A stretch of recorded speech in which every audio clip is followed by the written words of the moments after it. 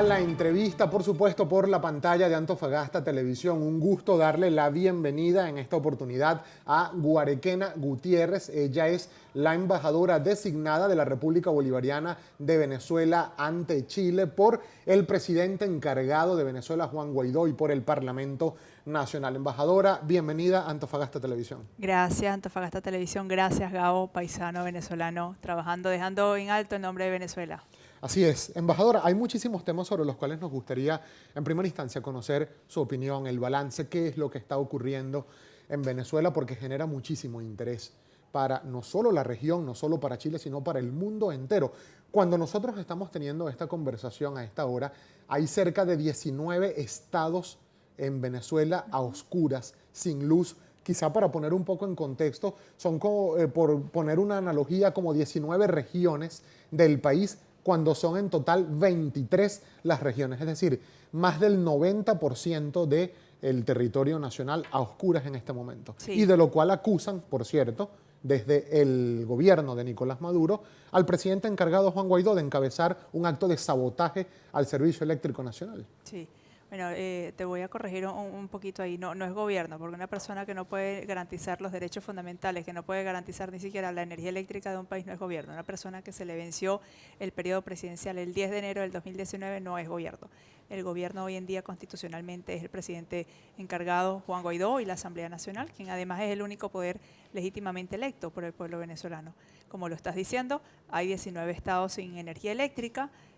O el segundo apagón que se da ayer en la noche, amaneció esta mañana, volvió la luz como que fue media hora, menos de una hora, y se volvió a ir, porque están sobrecargadas las termoeléctricas. La represa del Guri tiene, como vieron en las fotos, desde el 7 de marzo, que salió en las fotos, las torres llenas de maleza desde hace 7 años, ni siquiera las podaban. Esta es una crisis que venimos alertando en los que en su momento fuimos la oposición, y también el Colegio de Ingenieros de Venezuela. Hace 10 años veníamos alertando que iba a haber una crisis eléctrica, porque el dinero del presupuesto venezolano, en vez de invertirlo en los servicios básicos, en darle respuestas a la población, se invierte en comprar armas para armar a estos grupos armados al margen de la ley, como son los colectivos. Hoy, en vez de estar el régimen de Nicolás Maduro, en vez de estar importando plantas eléctricas o herramientas para el tema de la luz, porque es una masacre lo que está ocurriendo con los pacientes electrodependientes, con los neonatos en las incubadoras, los que dependen de tratamientos oncológicos que tienen que tener una cadena de frío, el que depende de una bolsa de sangre para una transfusión, pues ellos lo que están es importando es soldados rusos, en vez de darle respuestas a la población que está pidiendo a gritos que haya servicios básicos. Fíjese, embajadora, que recientemente hubo el informe preliminar que ha publicado la alta comisionada para los derechos humanos de la Organización de las Naciones Unidas, Michelle Bachelet, entre los cuales se menciona precisamente el reconocimiento a la grave crisis humanitaria que hay en Venezuela de los servicios públicos. También se señala en dicho informe que el régimen de Nicolás Maduro, quienes ejercen el poder actualmente, Nicolás Maduro y sus acompañantes, poco hacen para reconocer la dimensión de la crisis y por el contrario se niegan incluso a aceptar la colaboración vía ayuda humanitaria que han ofrecido algunos países, uno de ellos Chile, por ejemplo. El informe de la alta comisionada de los derechos humanos, a quien en varias oportunidades le pedimos que fuera a Venezuela en su momento, y se dio así, digamos que se dio cuando debía darse. Envió una comisión justamente cuando el apagón. La comisión fue a Venezuela justamente cuando detienen un secuestro a Luis Carlos Díaz, colega de ustedes. Un periodista muy querido en Venezuela, porque informa con la verdad. También golpean a un periodista polaco, creo que era, sí, extranjero, y sale golpeado y lo denuncia públicamente. Casualmente liberaron también al periodista alemán por esos mismos también días. Lo liberaron, pero después de golpearlo. Y la comisión la misión que envió la alta comisionada de los derechos humanos, lo que dijeron fue una radiografía de lo que ocurre en Venezuela, lo que tenemos años denunciando. Incluso dijeron que sabían que los hospitales estaban recién pintados, como si con eso fueran a tapar la realidad de lo que ocurre en Venezuela. Pero había en algunos sectores de la oposición venezolana y de la comunidad internacional cierto temor o resistencia a lo que se podría esperar del informe de la alta comisionada Michelle Bachelet. Incluso hay quienes la acusaban públicamente de no querer realizar un informe contundente. Sin embargo, cuando fue el informe presentado, pues hay poco que deja la interpretación. Es bastante contundente en los señalamientos en contra del régimen de Maduro. Sí, los que somos parte de este gobierno hoy en día y la Asamblea Nacional, incluso la esposa del presidente Guaidó, la primera dama Fabiana Rosales, quien estuvo en Chile la semana pasada, lo dijo públicamente horas antes de que fuera público el informe. Y lo habíamos dicho nosotros, que sabíamos que una vez que fuera alguien de la alta comisionada de los derechos humanos, ella misma, o enviar a alguien, no iban a poder decir algo distinto, Gabo, porque es que las personas transitan en las calles de Venezuela y las colas que ven, la fila, como dicen acá en Chile, de las personas Sí. no es para comprar comida, es para comer de la basura. Es la gente tomando agua del río Guaire, que es para los santiagueños, por ejemplo, el río Mapocho. O sea, esto es una realidad que no se puede tapar. La realidad de las personas fuera de los hospitales lo pudieron haber pintado, pero la realidad de las personas fuera de los hospitales, lo que sucedió en Valencia, en el estado Carabobo, fueron los enfermeros, fueron diputados, fueron los mismos pacientes del hospital a decirle, a gritarle a estas personas la realidad de lo que estaba ocurriendo. Pero fíjese, embajadora, que todo esto se ha publicado muchísimo en los medios de comunicación, se ha denunciado en redes sociales. Allí, por cierto, también habría que destacar la voz que levantan millones de venezolanos que hoy conforman la diáspora, que de acuerdo a cifras de ACNUR la estiman en más de 3 millones los venezolanos que se han visto obligados a salir del país por distintas razones, principalmente las políticas y las sociales y las humanitarias. Sin embargo, tratar de explicar esto más allá de las fronteras venezolanas requiere de un ejercicio pedagógico, porque todavía hay sectores en la comunidad internacional, por ejemplo, que analizan con algunos detalles lo que ocurre en Venezuela. Por ejemplo, muchos se cuestionan el hecho de que, o consideran a Juan Guaidó como un presidente autoproclamado o que usurpa funciones de presidente de la República, cuando consideran que allí está ejerciendo todavía el poder, sea cual sea la consideración que se haga, Nicolás Maduro. Sí, mira, ahí tenemos varios puntos. El presidente constitucional y encargado, Juan Guaidó, era el presidente del Parlamento venezolano. Y según el artículo 233 de nuestra Constitución, de nuestra Carta Magna, cuando hay un vacío de poder, como se dio el 10 de enero, porque la presidencia de Nicolás Maduro llegó hasta el 10 de enero, asume el presidente del Parlamento. Y el 5 de enero del 2019 fue electo el diputado Juan Guaidó en su momento como presidente del Parlamento. Por eso asumió el 23 de enero la jefatura, las competencias del Poder Ejecutivo. Por eso es nuestro presidente constitucional y el 92% de los venezolanos así lo respalda. O sea, esto no es un tema de autoproclamación, ni es un tema de derecha, de izquierda, ni es un tema de gobierno contra oposición. Esto es un tema de derechos humanos, de derechos fundamentales y de respeto a la Constitución y de estabilidad política de la región latinoamericana. Ahora, embajadora, pero ¿cómo explicar, por ejemplo, a figuras políticas, sociales, por ejemplo, el que no comprenden cómo es que hay un vacío de poder cuando Nicolás Maduro hizo una elección y él la ganó y fue proclamado por autoridades electorales venezolanas? Las elecciones del 20 de mayo del 2018 totalmente nulas, no fueron reconocidas ni por la comunidad internacional ni contaron con las garantías electorales de estándares internacionales. De hecho, la misma compañía que ellos buscan para auditar, que es Smartmatic, dice, en la auditoría que nosotros hicimos en las máquinas, en las contabilizadoras de los votos, hay una incongruencia en la cantidad de votos, en lo que decía Tibisa y Lucena, que es la rectora del Consejo Pero eso Nacional ocurrió cuando la Electoral. elección de la Asamblea Nacional Constituyente. Exacto, o sea, ellos lo dijeron. Entonces, ¿cómo vamos a confiar en un proceso electoral que le están diciendo a la compañía que ellos mismos contrataron para auditarlas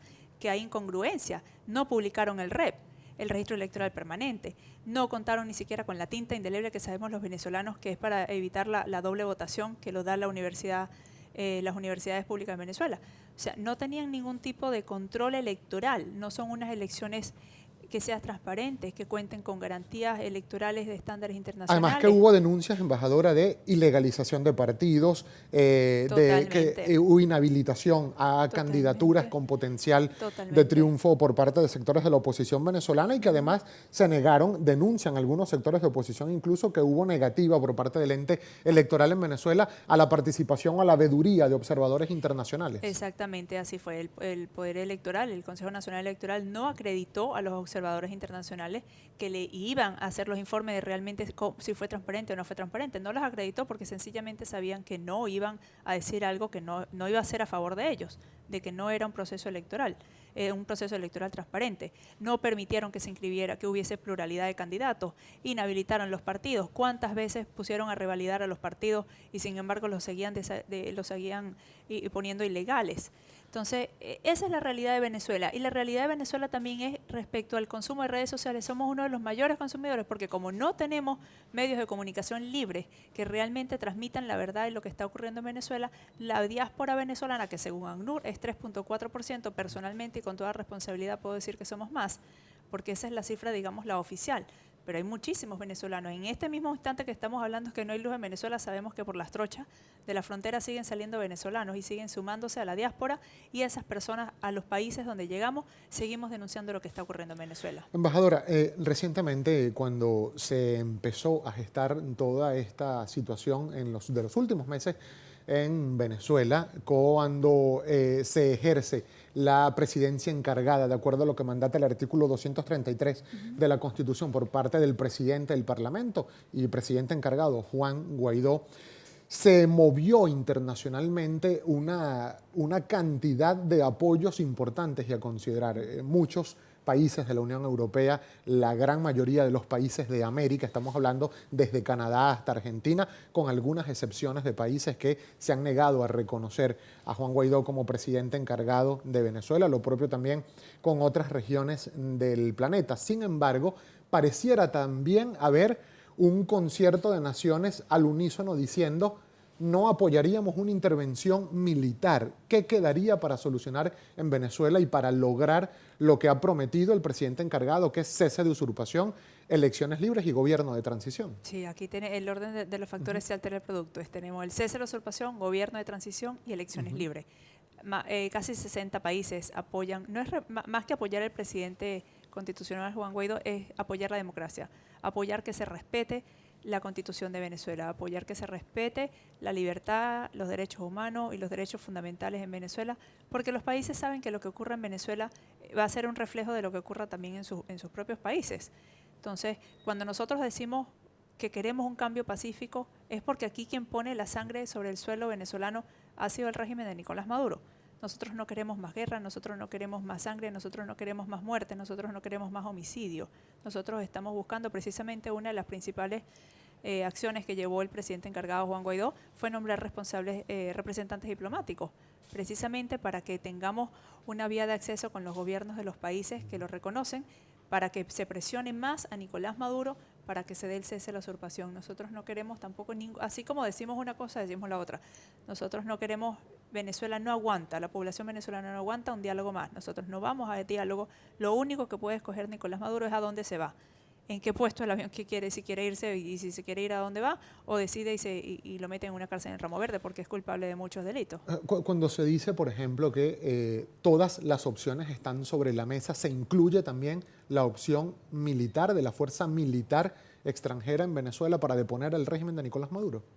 Mira, cuando se dice que todas las opciones están sobre la mesa es porque el pueblo venezolano necesita todos los apoyos necesarios de la comunidad internacional. Ciertamente, y no es secreto para nadie lo que digo, que nuestra Constitución, el artículo 187, numeral 11, faculta a la Asamblea Nacional, no al presidente Guaidó, faculta a la Asamblea Nacional para pedir, para aprobar que entren tropas extranjeras. Lo que ocurrió ahorita, están 99 funcionarios de la Fuerza Militar Rusa y no tienen la aprobación de la Asamblea Nacional. Eso es una intervención.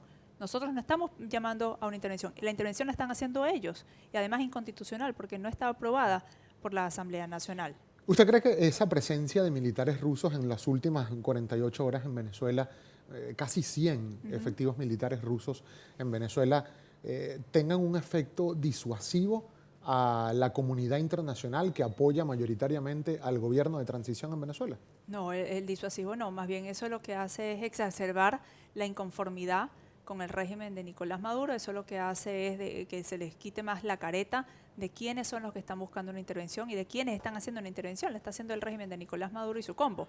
Son ellos los que están permitiendo que esto ocurra y además de forma inconstitucional. ¿Cuál sería la posible solución a la actual crisis política, social y humanitaria que hay en Venezuela, Como embajadora? representante diplomática te digo que la solución es presionar, es mucha más presión de la comunidad internacional. Lo que hizo el Banco de Inglaterra a no darle los lingotes de oro para que los vendiera, lo que hizo el Bandes en Uruguay, que no le hizo la transferencia, lo que ha hecho Estados Unidos, que le bloquea todos los activos del Estado venezolano. Todas esas son necesarias, son acciones necesarias que hay que llevar a cabo. El reconocimiento de los representantes diplomáticos, el apoyar a la comunidad venezolana, todos esos son apoyos necesarios para que la comunidad venezolana dentro y fuera de la frontera siga esperanzada como está. La población quiere regresar, quieren construir Venezuela y todo esto va a sumar a que el cese de la usurpación se dé. Nadie se esperaba que el diputado en ese momento, Guaidó, presidente del Parlamento, se iba a juramentar y asumió las competencias que le eran facultadas por el artículo 233. Hace 2 meses nadie se lo esperaba, porque pasamos 20 años de oscuridad y resulta que se ha avanzado y se ha venido haciendo bastante cambio. Se están resguardando todos los activos del Estado venezolano.